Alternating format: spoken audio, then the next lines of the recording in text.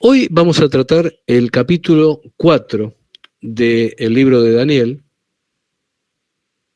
y les va a resultar muy interesante porque, bueno, vamos a ver bastantes cosas que luego se van a trasladar a eventos mesiánicos.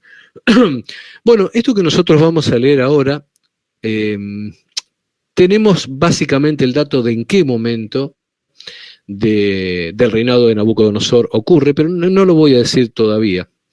Vamos a ver, vamos a comenzar por el capítulo 4, versículo 1. Dice, Nabucodonosor, rey, a todos los pueblos, naciones y lenguas que moran en la tierra, paz os sea multiplicada. Bueno, este mensaje inicial es sencillo, no tiene las pomposidades tradicionales que tenían los mensajes de los reyes, y este comienzo, donde no dice, por ejemplo, Nabucodonosor, rey, el soberano de toda la tierra, aquel que ata las estrellas, aquel que tiene en sus manos el conjunto de los ríos, aquel que endereza las vías torcidas, aquel que aplana las montañas. Bueno, todo esto que yo digo, que a ustedes les puede parecer ridículo, era, por ejemplo, la forma inicial en la cual cualquier rey dejaba su testimonio.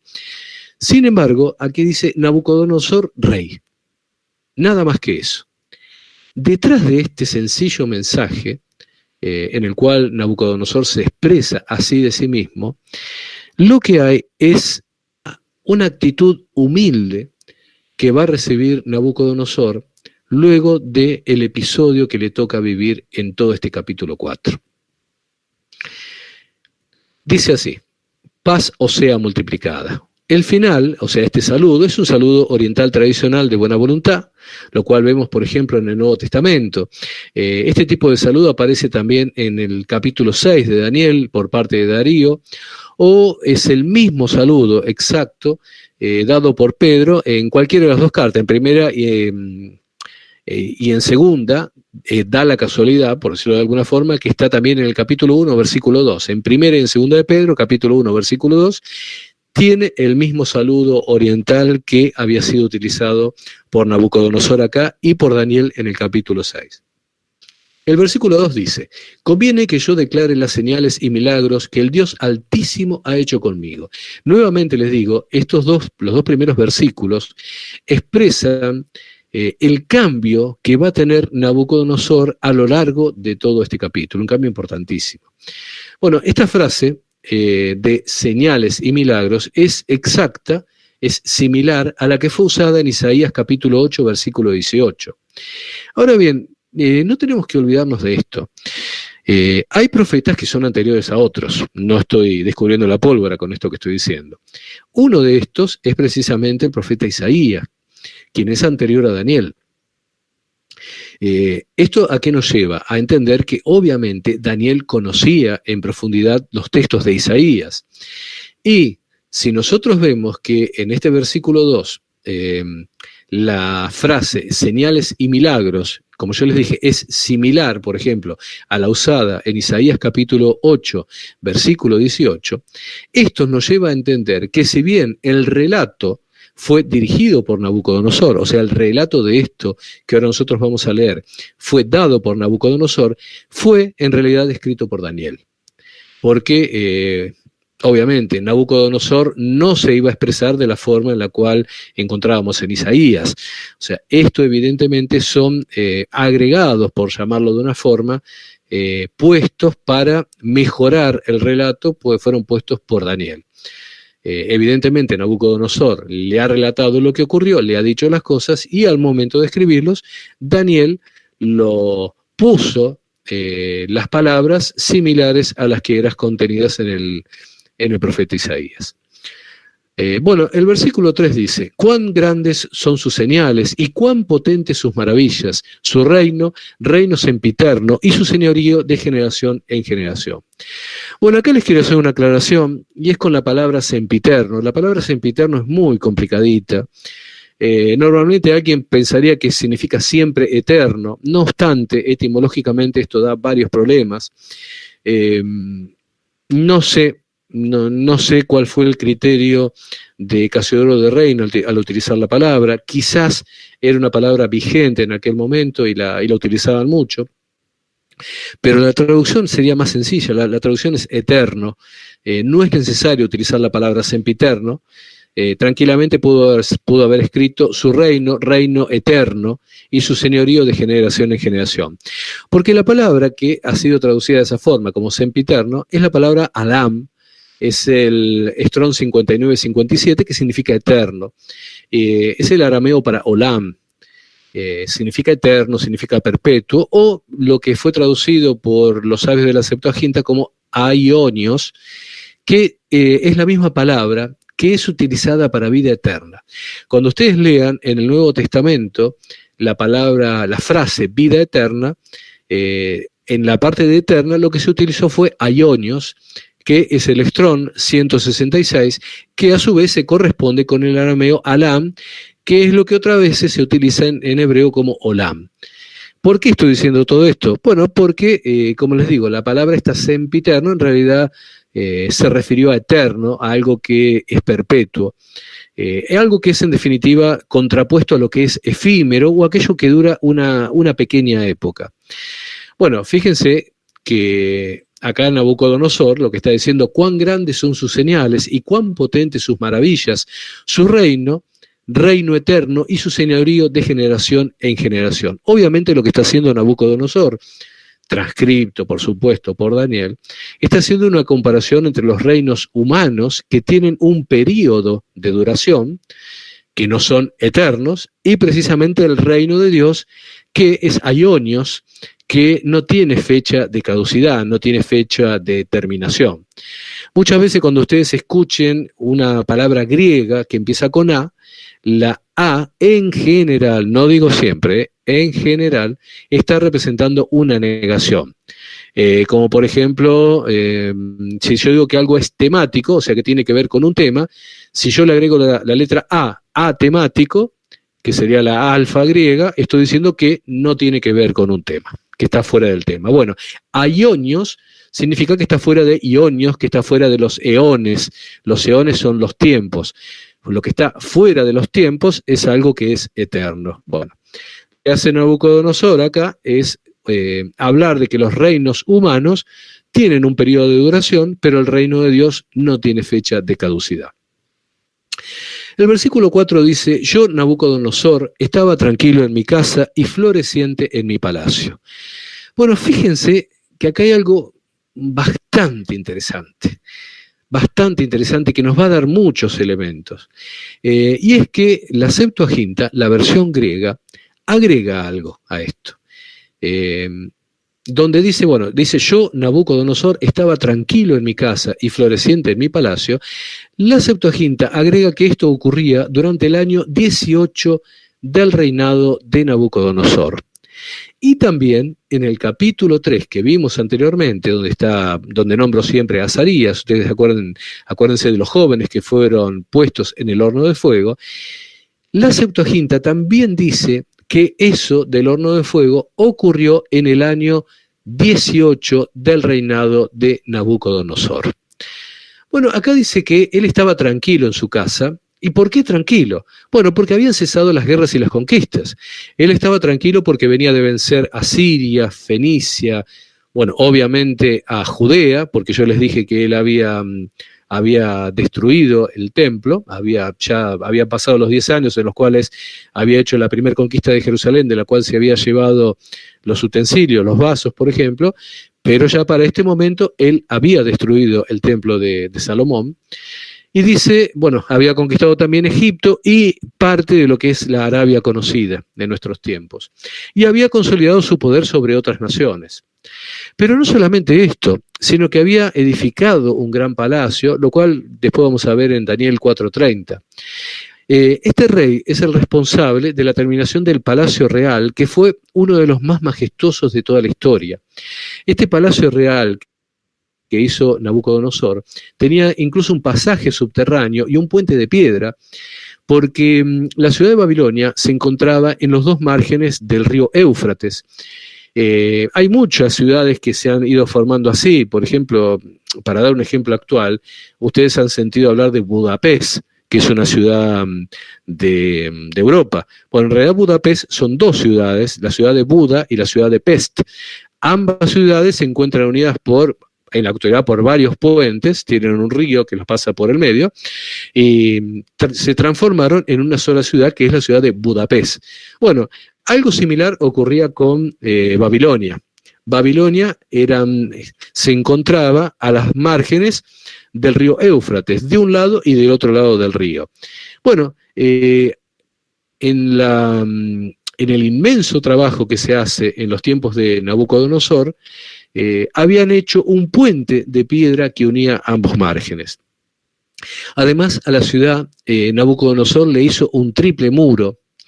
Es interesante, si ustedes quieren ver, en la época ustedes recordarán a Saddam Hussein, ¿sí? el gobernante de Irak, que soportó la Primera Guerra del Golfo. Ustedes recordarán a este hombre, Saddam Hussein, tan perverso. Entre las cosas que Saddam Hussein hizo fue tratar de reconstruir Babilonia.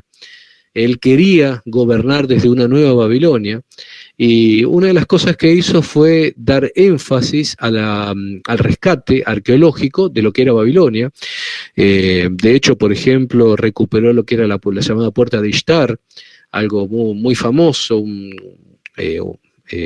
sitio religioso muy importante en Babilonia, y invirtió una fortuna, millones de dólares, y recuperó gran parte de Babilonia. De hecho, por ejemplo, recuperó el muro. Como yo les comenté, dentro de las obras increíbles que había hecho Nabucodonosor estuvo en la construcción de un triple muro por el cual directamente se podía caminar, podía andar un carro por ahí arriba, protegiendo la ciudad. Bueno, todo esto, esta recuperación de Babilonia, Saddam Hussein la intentó y hizo gran parte, recuperó muchísimo, y de hecho hizo poner una placa en uno de los lugares de Babilonia diciendo Saddam, hijo de Nebuchadnezzar, hijo de Nabucodonosor. O sea, al decirse hijo se plantea como un continuador del rey Nabucodonosor. Bueno, entre las cosas que Nabucodonosor hizo, Nabucodonosor II, acordémonos siempre, abrió, por ejemplo, un puerto en lo que actualmente se llama el Golfo Pérsico. Ustedes recordarán que el Golfo Pérsico fue muy importante en la guerra entre Irak e Irán, en la cual también se peleó por el llamado Estrecho de Basora. Bueno, ahí en el Golfo Pérsico, el primer puerto que se abre, precisamente lo hizo Nabucodonosor. También hizo una muralla, no tan grande obviamente como la muralla china, pero sí una muralla importante, entre los ríos Tigris y el Éufrates, que son los dos brazos que hacen a la Mesopotamia, para proteger al país de las invasiones del norte. Las medidas no son las mismas, pero ustedes imagínense esto. Todos saben que nosotros, tenemos en la Mesopotamia argentina, tenemos el Paraná y el río Uruguay. Bueno, imagínense que en Entre Ríos, entre lo que sería el río Paraná y el río Uruguay, un gobernante hace una muralla que une a ambos ríos y luego protege los dos ríos, protege el curso de ambos ríos, y hace una muralla, por ejemplo, para separar definitivamente a Corrientes de Misiones, o en Entre Ríos a Misiones. Imagínense que eso fue hecho, como les dije, entre el siglo VI y el siglo VII a.C. Estamos hablando de algo impresionante para aquel momento. Bueno, también fueron hechos o terminados en la época de Nabucodonosor los llamados jardines colgantes de Babilonia, que en realidad la traducción es incorrecta, la palabra no es colgantes, la traducción, si uno lo quisiera traducir correctamente del idioma griego en el cual nos llegó el nombre, debería ser los jardines sobresalientes de Babilonia, porque en realidad eran jardines elevados en una parte del palacio. Levantaron muros, no me salió la palabra, perdón, levantaron muros y a estos muros los unieron, y a estos muros luego le pusieron tierra suficiente como incluso para que pudieran crecer árboles en ese lugar. Bueno, y ahí hicieron grandes jardines que se podían visitar, obviamente no por el pueblo, los visitaba lo que era la realeza babilónica o los invitados, estaban cerrados al pueblo. De hecho, toda la parte de gobierno obviamente se encontraba cerrada, como si yo ahora quisiera ingresar en el Vaticano, uno puede ir hasta la parte que visitan los turistas, pero después está cerrado, o el Palacio de Buckingham en Inglaterra. Obviamente todo eso era para la realeza.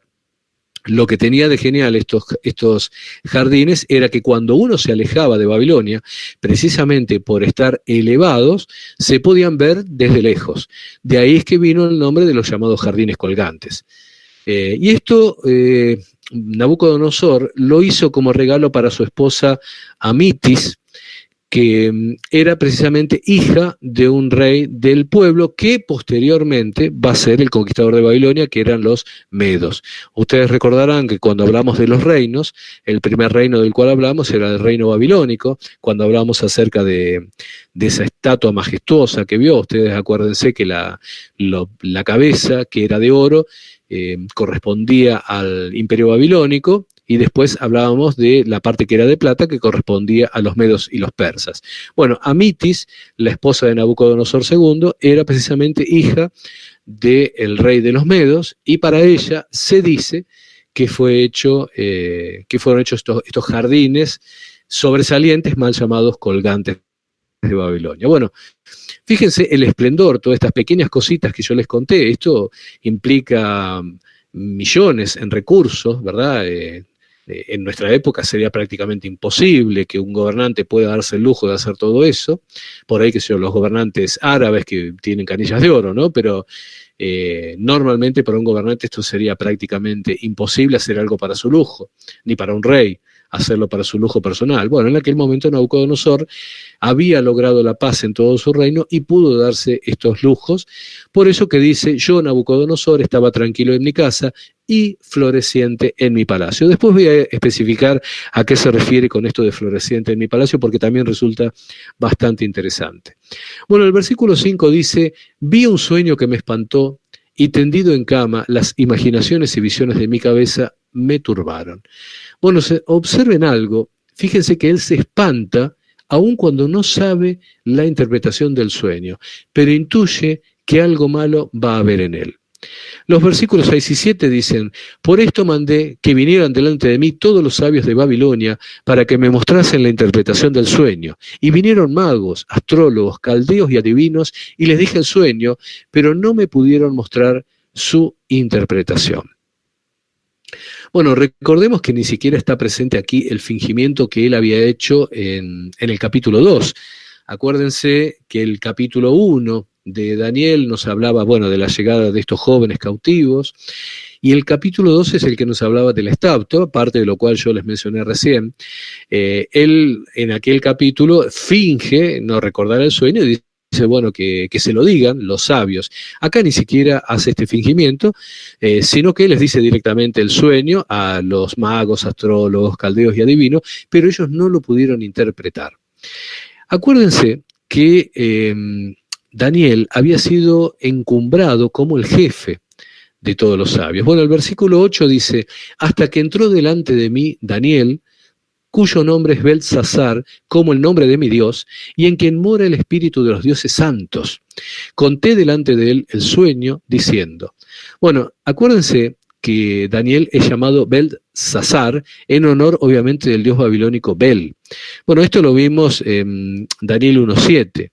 Ahora, ¿por qué Daniel no entró desde un primer momento? Bueno, la explicación sencilla de esto se encuentra en lo que les dije recién. Daniel ostenta precisamente la posición de ser jefe supremo de todos los sabios de Babilonia, lo cual habíamos visto en Daniel 2.48.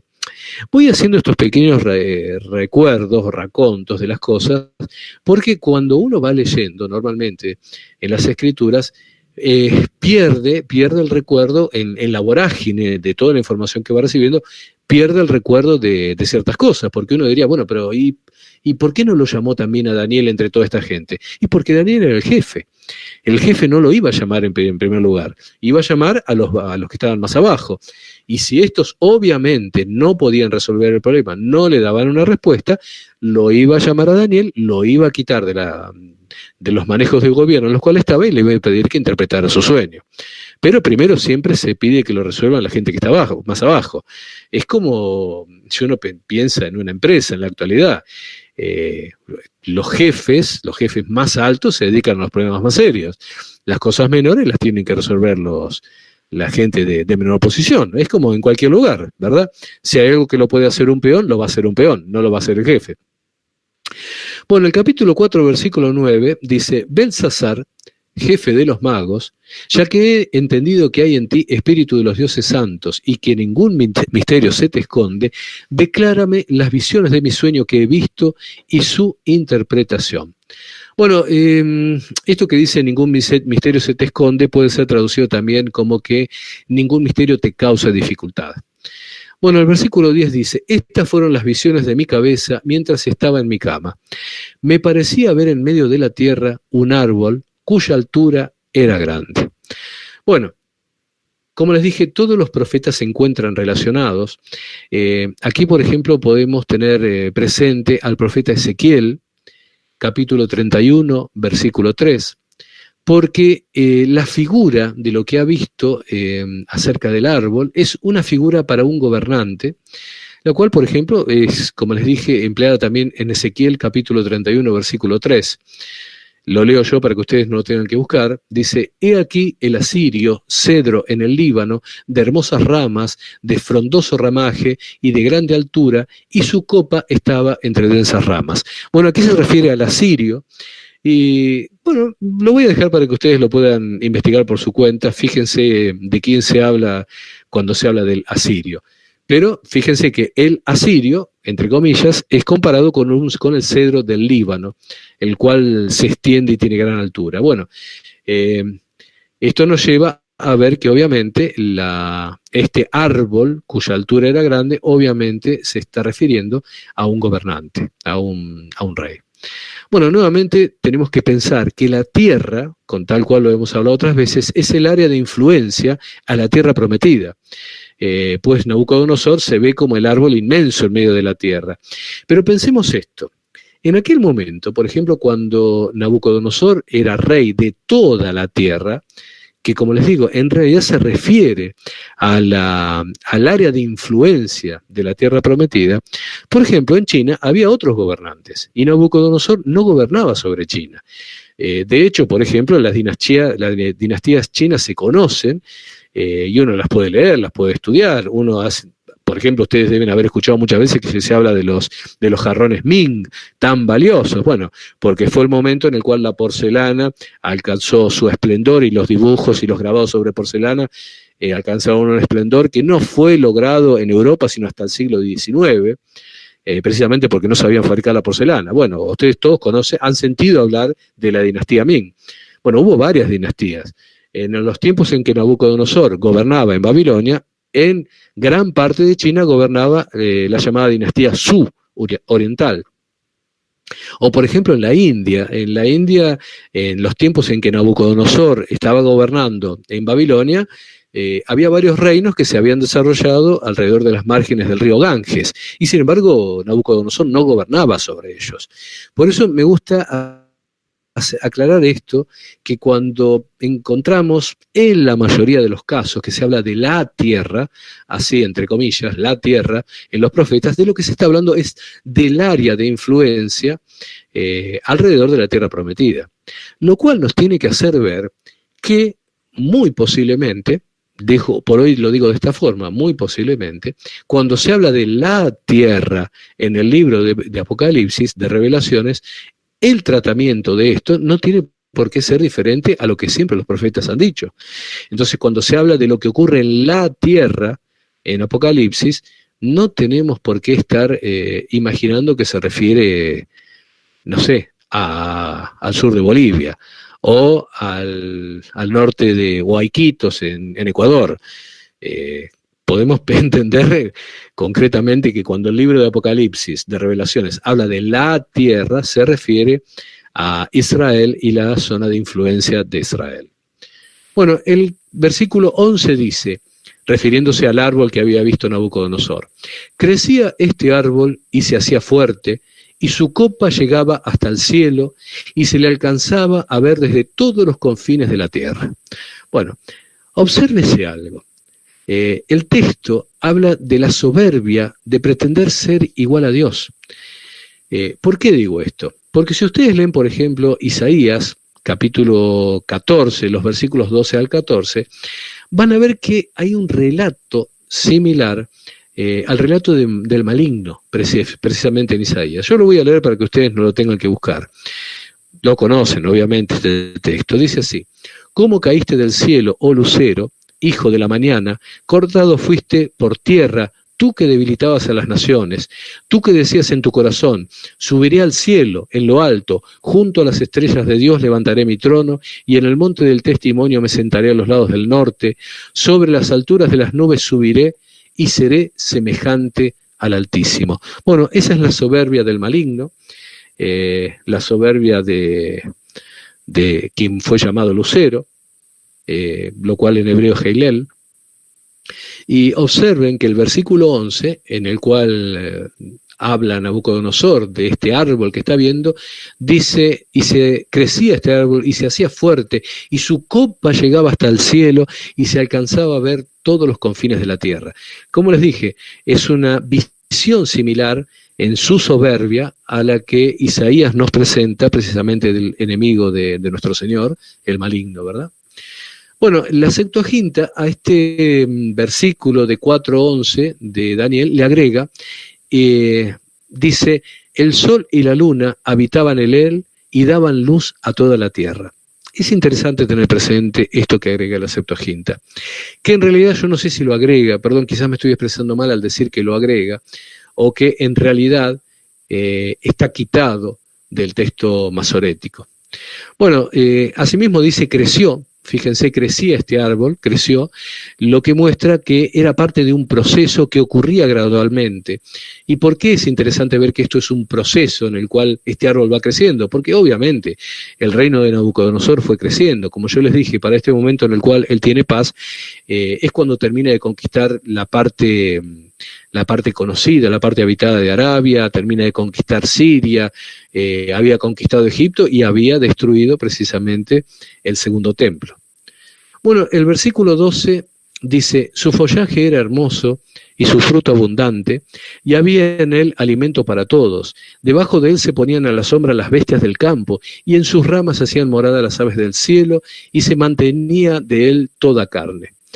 Bueno, su follaje, o sus ramas, como también puede traducirse, se refiere obviamente a las provincias que estaban sujetas bajo el dominio de Nabucodonosor, y está claro que el fruto abundante se refiere a las riquezas que él obtenía a través de impuestos y tributos de estos lugares, los cuales llegaban a Babilonia. E incluso algún comentarista establece que las bestias de las cuales estaban a la sombra se refiere a los pueblos en general, y que las aves del cielo se refiere específicamente a los judíos que habían quedado bajo la protección, que estaban dentro de las ramas y protegidos dentro de este follaje. Bueno, el versículo 13 dice: vi en las visiones de mi cabeza, mientras estaba en mi cama, que he aquí un vigilante y santo descendía del cielo. Bueno, acá Daniel va a emplear una palabra que no se utiliza en ninguna otra parte de la Biblia, que es, obviamente, ustedes han escuchado, la palabra vigilante. Esto es una palabra muy cortita y sencilla en hebreo, es la palabra ir, que es el Strong 5894. Es una palabra de 3 letras, muy sencilla, contiene la Ain, que es una letra muda del hebreo, contiene la Yod y la Resh. Esta palabra en griego tiene un similar, que es la palabra eir, y en ambos idiomas significa una especie de centinela, un vigilante. Lo que ocurre es que posiblemente Nabucodonosor empleó una palabra muy común entre los babilonios, en terminología babilónica, y ello fue corregido por Daniel. Un comentarista del siglo XIX, un comentarista cristiano, Hill, dice que es la misma palabra empleada en los escritos de Enoc. Quise comentar esto porque creo que en la reunión anterior o en la previa, uno de los hermanos comentó acerca del libro de Enoc, y yo le dije claramente que el libro que circula normalmente de Enoc no es un libro en el cual podamos confiar, es un texto muy tergiversado, pero que sea un texto tergiversado no niega que en el libro de Enoc se utilizó la palabra vigilante. Bueno, esa palabra vigilante que aparece, la palabra ir en hebreo o eir en griego, es precisamente la misma palabra que utiliza Daniel. ¿Y a qué se puede referir? Bueno, puede referirse a un ángel, ángeles que estén colocados en determinada posición y que tengan como misión ir siguiendo los hechos de Estado o los hechos de los gobernantes, dar cuenta de lo que estos hacen e incluso posiblemente pedir un ajuste, una reprimenda o incluso alguna forma de corregir los pasos de esos vigilantes.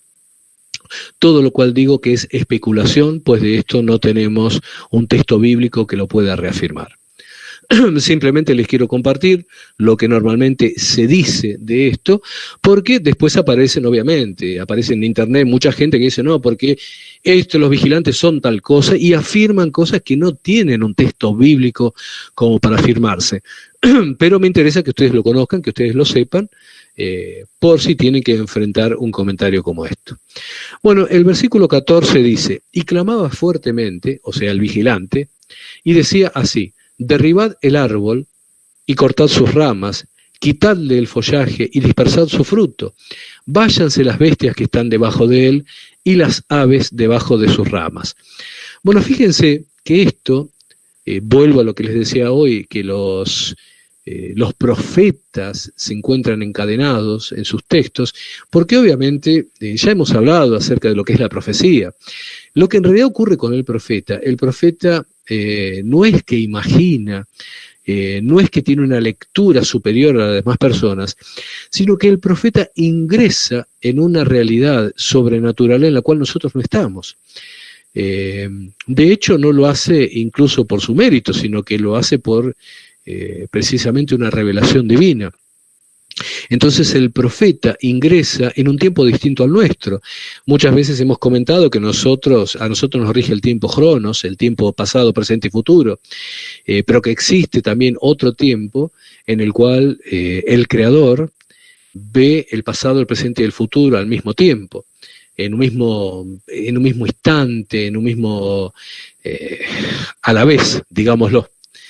Y precisamente el profeta ingresa en ese momento del Creador, en ese momento de Dios, y ve las cosas como las ve Él. Por eso no es raro que se puedan entrecruzar precisamente las visiones proféticas. Por lo cual vemos que esta sentencia, como les dije, de Daniel 4:14, es similar a la que podemos observar en Jeremías 51:9, la cual dice, curamos a Babilonia y no ha sanado, dejadla y vámonos cada uno a su tierra, porque ha llegado hasta el cielo su juicio y se ha alzado hasta las nubes. Bueno, la palabra cortad que emite el vigilante, que yo entiendo que es un ángel, claramente, la palabra cortad originalmente está en plural, por lo cual la tarea es llevada adelante por varios ángeles, los cuales obviamente se ocupan de distintas cuestiones en la destrucción del poder. Si pensamos que habíamos dicho que las ramas o el follaje se refería a las distintas provincias gobernadas por Nabucodonosor, obviamente puede haber un ángel superior que emita las indicaciones, las órdenes, y dentro de esta estructura de tipo militar, a un ángel le corresponda, por ejemplo, cortar los lazos con la zona del Tigris, a otro cortar los lazos con alguna región de Arabia, a otro cortar los lazos con Egipto y así sucesivamente.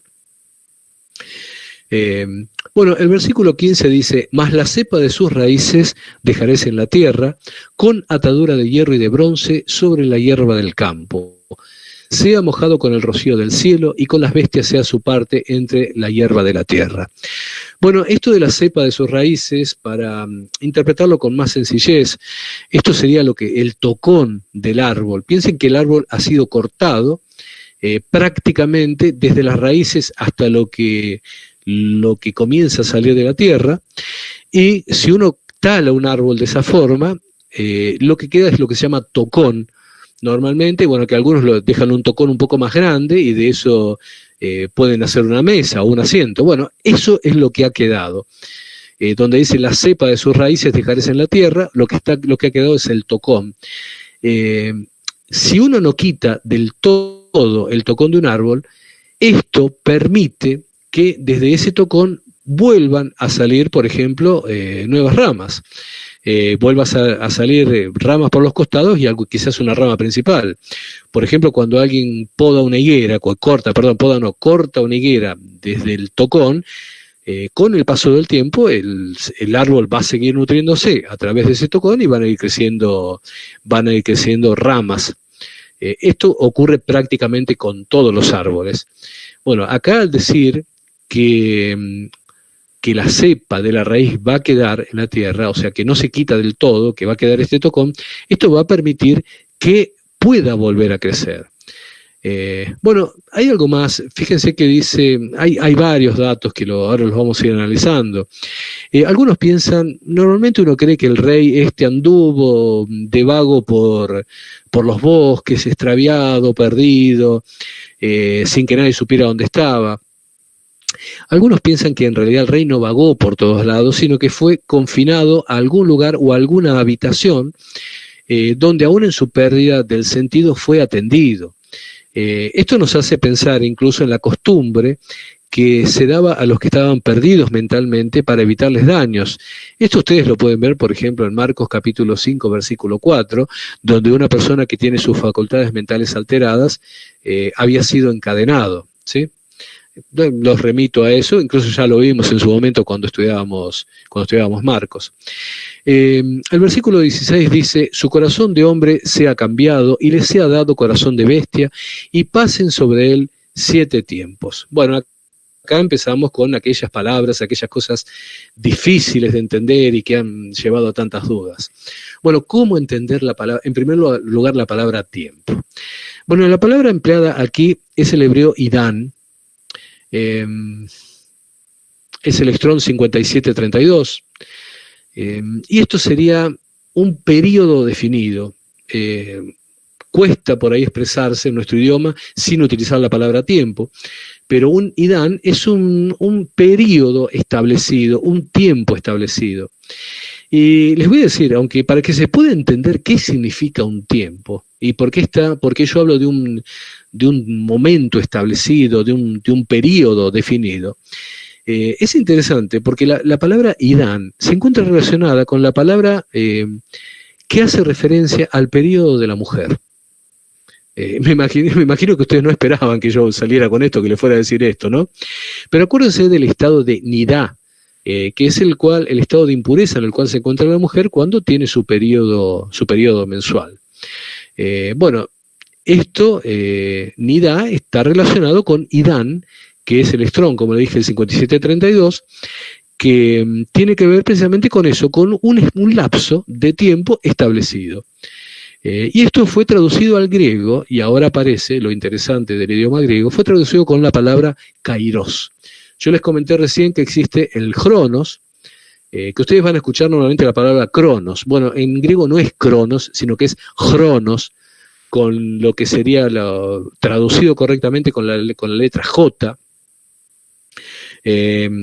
Esto ha llevado a muchas confusiones en el idioma castellano. Hay palabras que ustedes la van a ver con X, como por ejemplo México, pero porque en realidad cuando se utilizó se pensaba en el sonido griego de la letra X, que es el sonido de J.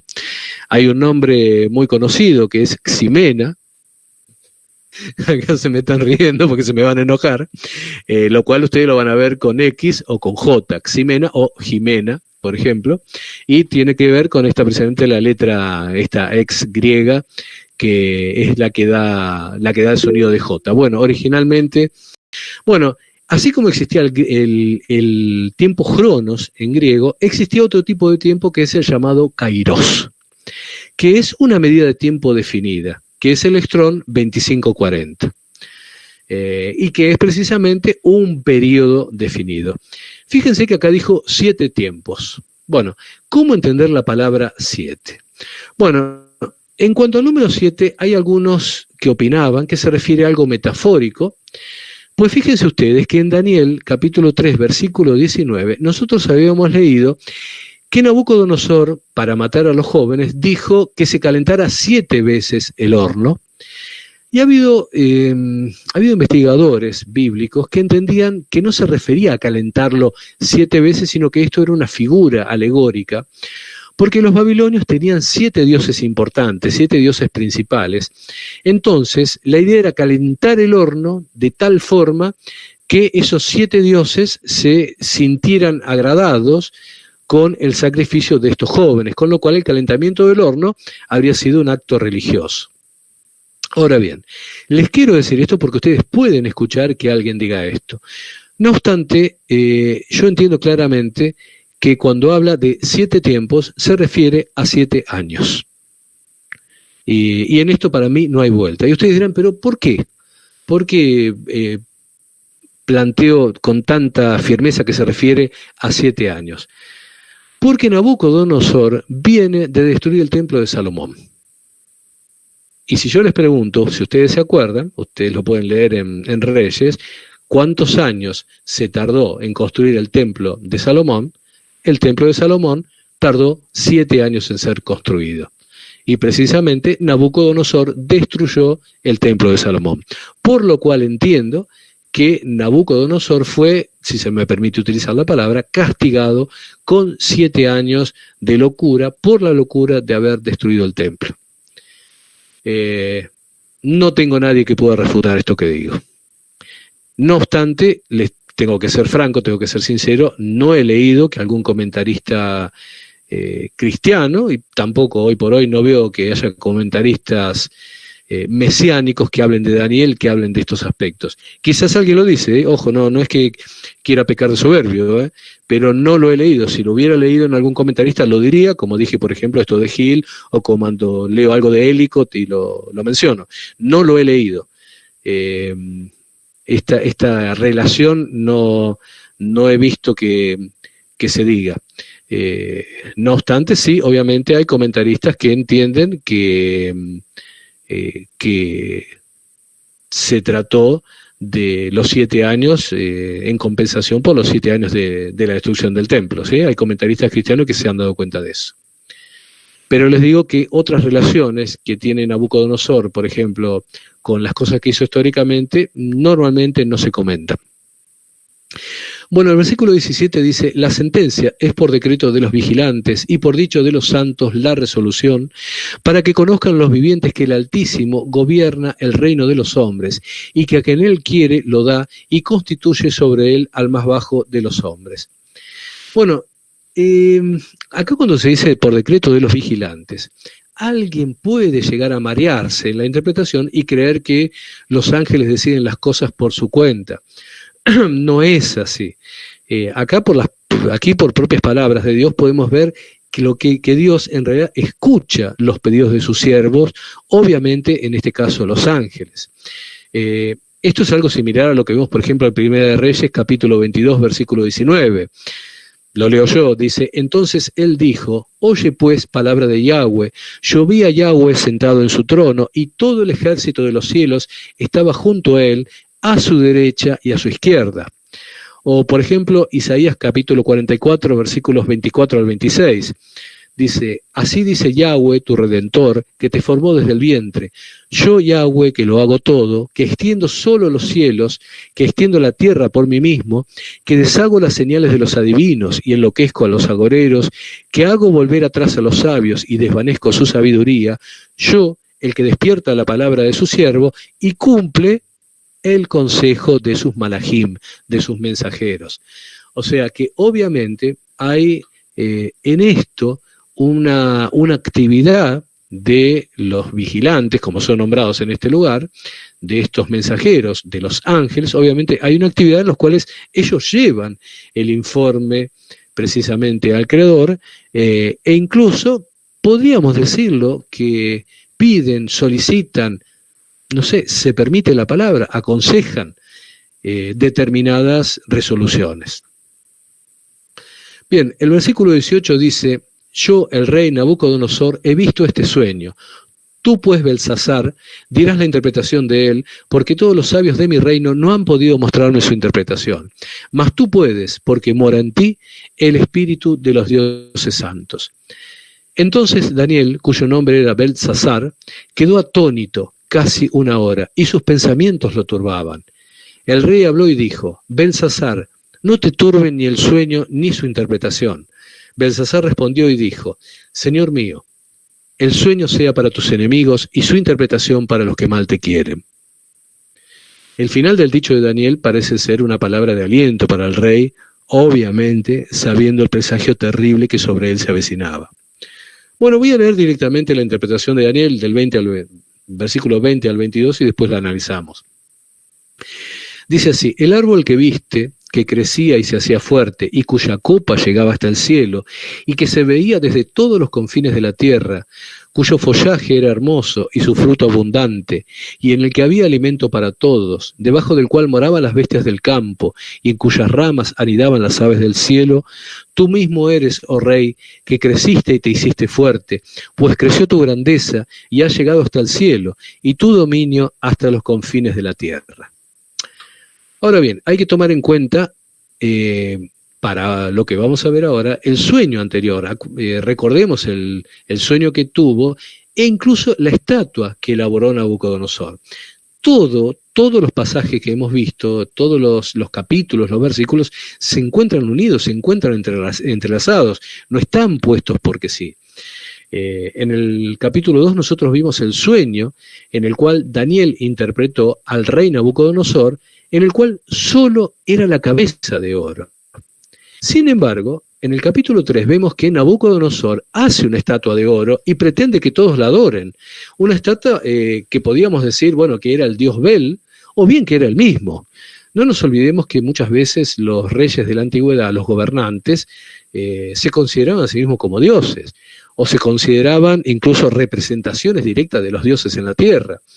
Por lo cual, esa estatua de oro que él hizo, lo que pretendió fue trasladar el oro de la cabeza del sueño que él había tenido y que Daniel le había dicho que era él, pretendió trasladarlo a todo el cuerpo y ser adorado él como un dios vivo.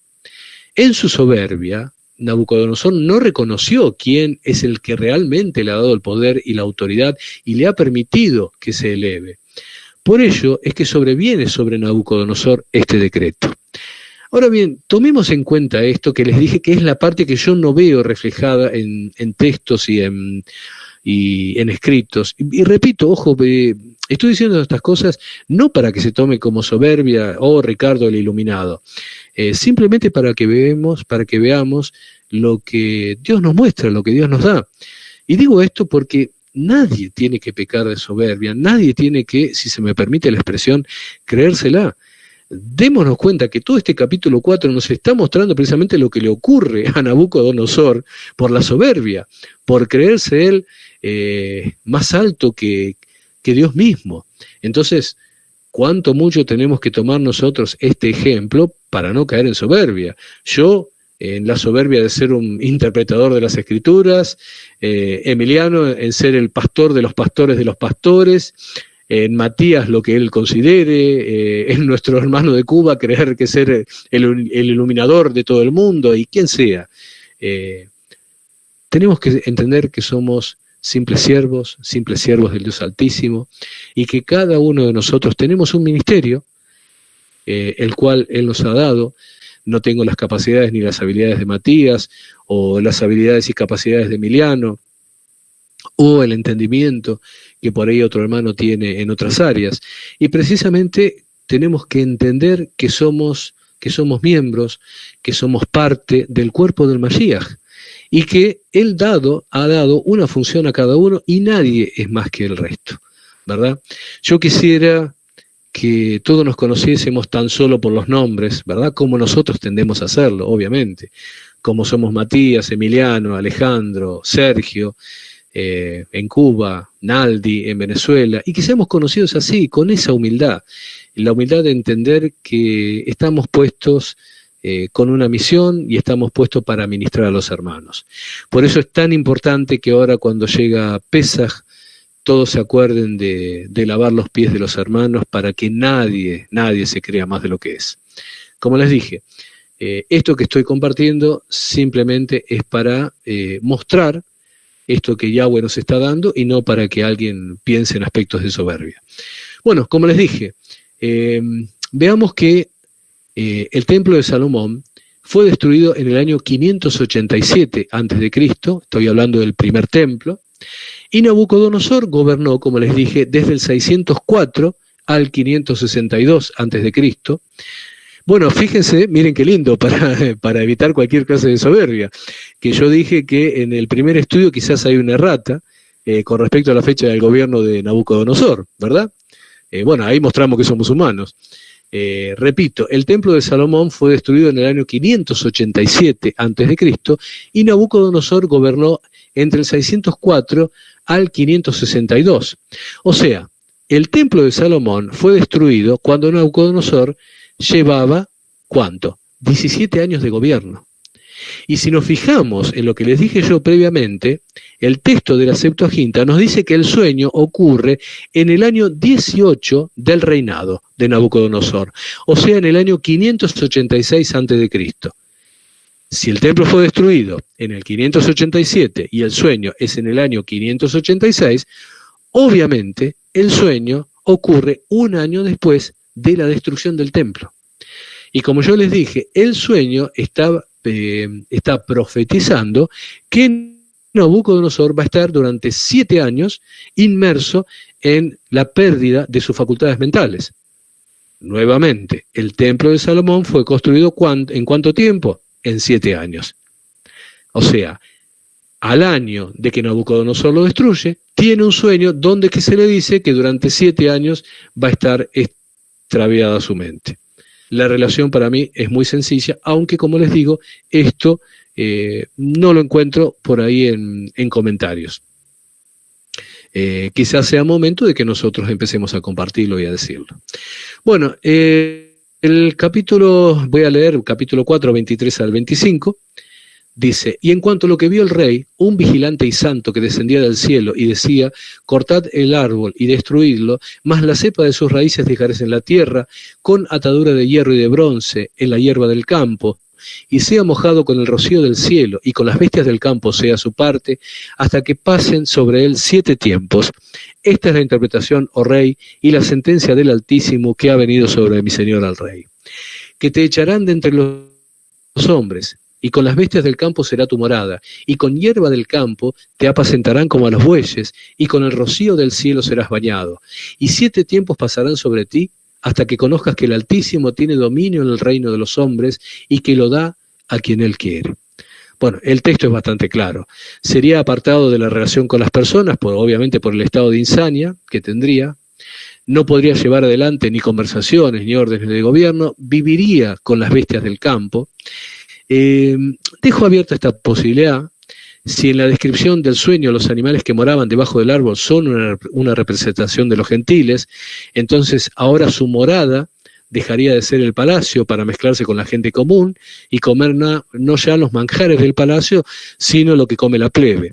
Ojo, esto que estoy diciendo es una mirada personal, esto último.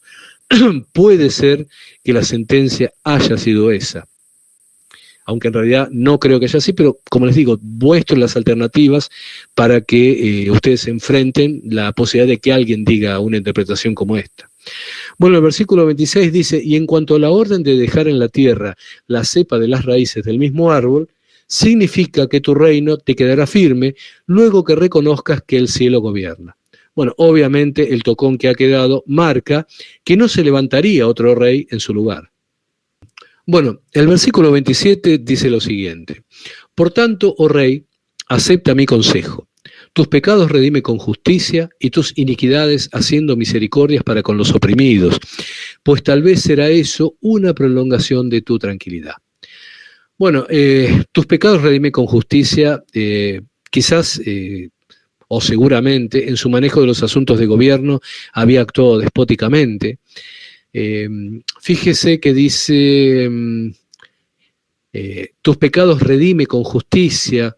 En realidad, la frase dice originalmente rompe, y dice rompe porque nos podemos dar la imagen de un yugo de pecados que está puesto sobre los hombros de una persona, el cual tiene que ser quebrado a través de actos de justicia. La metáfora de una bestia que se quita el yugo es similar a lo que podemos ver en Génesis, capítulo 27, versículo 40. En aquel lugar dice, acuérdense, refiriéndose a Esab, dice, bueno, dice, y por tu espada vivirás, y a tu hermano servirás, y sucederá que cuando te fortalezcas, que descargarás su yugo de tu servicio, o sea que romperás tu yugo de tu servicio. La frase es similar, por lo cual obviamente con donde dice tus pecados redime con justicia, o sea que quiebre el yugo de sus pecados con justicia, ¿sí? Bueno, entiendo que obviamente se nos muestra una relación directa entre el daño producido y la reparación física del mismo. No basta la oración o el simple arrepentimiento, sino que acá corresponde lo que llamamos teshuvá, o sea que el rey realice actos que compongan la forma despótica en la cual se manejó. Y donde dice tus iniquidades, haciendo misericordia para con los oprimidos, Teshuvá es una composición de palabras que significa parar y volver a caminar para el otro lado. O sea, en realidad significa detener el camino, girar y volver a caminar para el otro lado. Bueno, las palabras, lo que hace traducido como iniquidades, dice que las puede resolver haciendo misericordias para con los oprimidos. Bueno, obviamente las iniquidades, acá tenemos uno de los ejemplos que les había dicho hoy. La palabra que se traduce como iniquidad, en este caso es adiquía, contiene la A, que es la alfa griega, que es la negación precisamente de diké, que es una de las palabras utilizadas en griego para la palabra justicia. ¿Y cómo se resolvería esta adiquía, o sea, esta falta de justicia? Bueno, precisamente haciendo oiktirmos, que sería tener compasión con los oprimidos, hacer misericordias, que obviamente el rey Nabucodonosor no las había hecho. Bueno, el versículo, voy a leer del versículo 28 al 30, así no nos demoramos mucho más. Dice, todo esto vino sobre el rey Nabucodonosor, al cabo de 12 meses, fíjense lo que yo les dije, del año, paseando en el palacio real de Babilonia, habló el rey y dijo, ¿no es esta la gran Babilonia que yo edifiqué para casa real con la fuerza de mi poder y para gloria de mi majestad?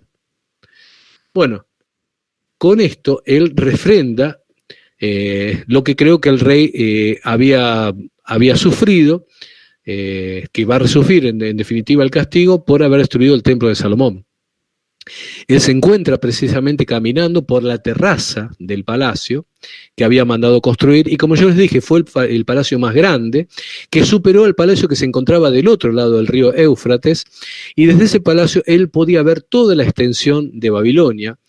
Y observen que él se está atribuyendo la gloria para sí mismo, porque dice que ha edificado la gran Babilonia con la fuerza de su poder y la gloria de su majestad. El versículo 31 dice, aún estaba la palabra en la boca del rey cuando vino una voz del cielo. A ti, se te dice, rey Nabucodonosor, el reino ha sido quitado de ti. Obviamente esta voz que vino de los cielos al rey le hizo recordar la voz que había escuchado, la col, que había escuchado en su sueño. Y la voz sigue diciendo, y de entre los hombres te arrojarán, y con las bestias del campo será tu habitación, y como a los bueyes te apacentarán, y 7 tiempos pasarán sobre ti hasta que reconozcas que el Altísimo tiene el dominio en el reino de los hombres y lo da a quien él quiere. Obviamente se declara el dictamen que en su contra, que había soñado y que Daniel había interpretado. El 33 dice, en la misma hora se cumplió la palabra sobre Nabucodonosor, y fue echado de entre los hombres, y comía hierba como los bueyes, y su cuerpo se mojaba con el rocío del cielo, hasta que su pelo creció como plumas de águila, y sus uñas como las de las otras aves. Bueno, a esto le han dado varias interpretaciones. Por ejemplo, Orígenes de Alejandría, el teólogo de los primeros llamados padres de la Iglesia, creía que en esto había una alegoría del enemigo de Dios, obviamente del maligno, pero en realidad yo que estimo que esto no es una alegoría del diablo, sino que realmente esto le pasó a Nabucodonosor.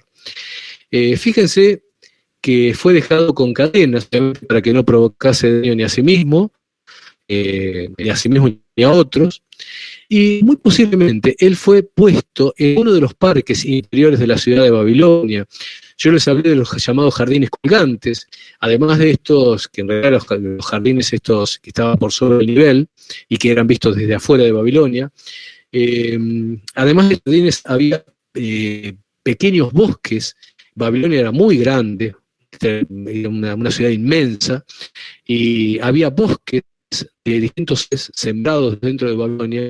Muy posiblemente él fue dejado en uno de estos bosques, porque siguió contando con el favor de su gente, de sus súbditos. Piensen ustedes que él no fue reemplazado por otro rey durante estos 7 años. Bueno, yo les decía que acá nos encontramos con el rey este que cayó, y dirigía su mirada hacia el Creador, reconociendo que de allí venía la salvación. Cité el Salmo 123:1, donde dice: a ti alcé mis ojos, a ti que habitas en los cielos. Luego venía el 4:35, nos dice: todos los habitantes de la tierra son considerados como nada, y él hace según su voluntad en el ejército del cielo y en los habitantes de la tierra, y no hay quien detenga su mano y le diga: ¿qué haces? Bueno, en la redacción de este versículo se encuentran elementos claramente colocados por Daniel, con lo que se ve que si bien el relato es del rey, la redacción le correspondió al profeta Daniel, y los elementos colocados son tomados del profeta Isaías.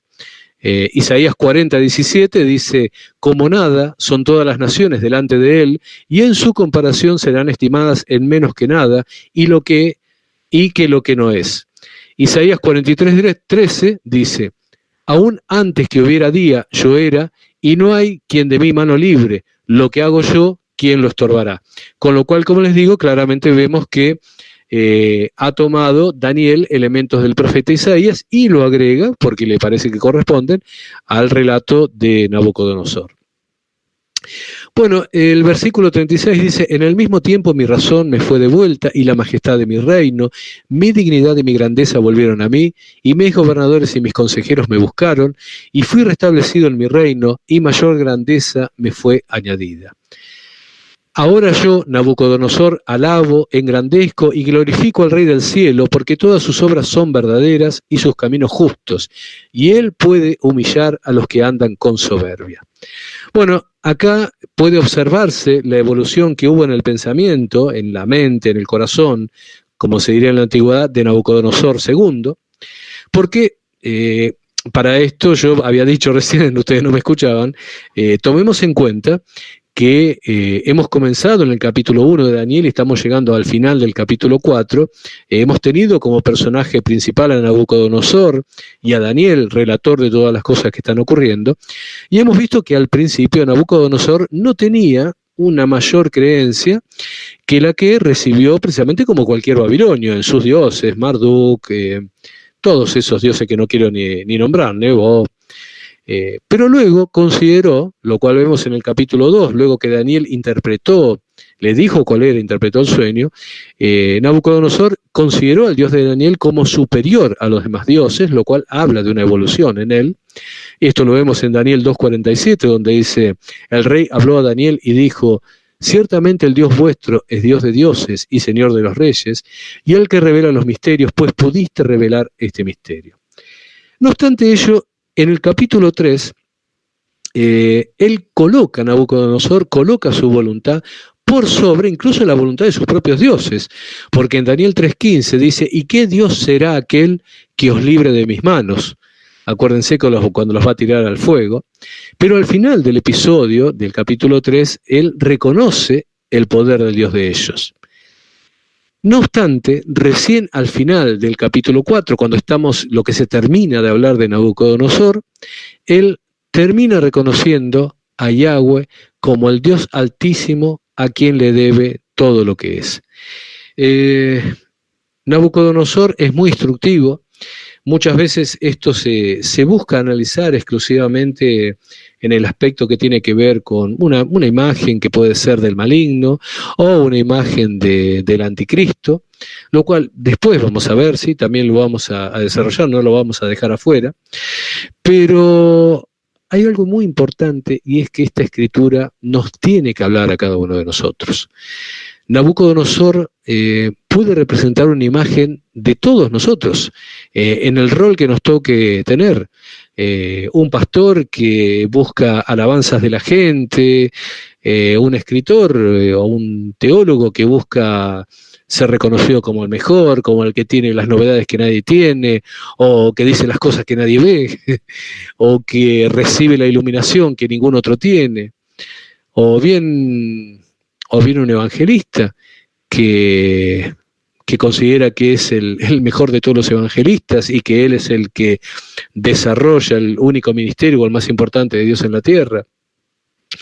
Hace tiempo me tocó intercambiar palabras con alguna persona que era traductor de un estadounidense muy reconocido, y este traductor pedía dinero para poder seguir haciendo su tarea, porque decía, si yo no sigo con esto, el evangelio no va a ser conocido. Me acuerdo que en su momento le dije, y esperé que lo tomara bien, le dije, mirá, vos hace muy poquito que estás y vos estás traduciendo a una persona, me parece bárbaro, pero así como vos estás traduciendo a esa persona, puede haber otro que traduzca a otro, o bien alguien que se dedique a ser traductor, porque vos estés o no estés, realmente el Evangelio de Dios no se termina en la tierra. Incluso lo digo por mí, porque Ricardo analice o no analice, Ricardo reciba palabra de parte de Dios para ciertos textos, no significa que sea la única persona en la tierra que va a recibir verdades, y ustedes lo saben bien y yo lo sé muy bien. Por eso la vida de Nabucodonosor, lo que él recibió, cómo él se engrandece, cómo cae y cómo es levantado también, es algo que tiene que ser un ejemplo para todos nosotros. ¿Para qué? Para que doblemos nuestra cerviz, para que bajemos la cabeza antes de que ocurra que venga un decreto sobre nosotros y una voz del cielo diga, derriben a tal árbol, ¿verdad?